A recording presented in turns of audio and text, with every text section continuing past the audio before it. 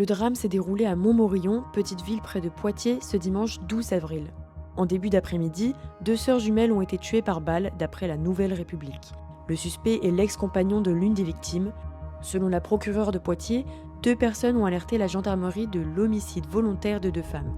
Les gendarmes se sont alors rendus sur place et ont découvert les corps sans vie des victimes dans une rue peu fréquentée de la ville. L'une se trouvait dans l'allée à côté d'un véhicule, tandis que l'autre était devant la porte d'entrée d'une maison.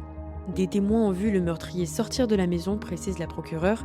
Il était ensanglanté et tenait une arme dans sa main. Aux alentours de 17h, il a été interpellé et les gendarmes ont découvert qu'il était blessé par balle au niveau du thorax. Blessure qu'il se serait auto-infligée avant de prendre la fuite.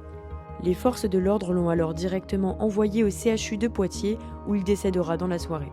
Le maire de la petite commune explique que les deux sœurs sexagénaires étaient connues de tout le monde dans la ville. Il a exprimé sa peine, évoquant un acte gratuit et un moment très difficile pour les familles des victimes. D'après le collectif féministe Nous Toutes, avant ce drame, 37 féminicides ont déjà été recensés depuis le début de l'année 2026.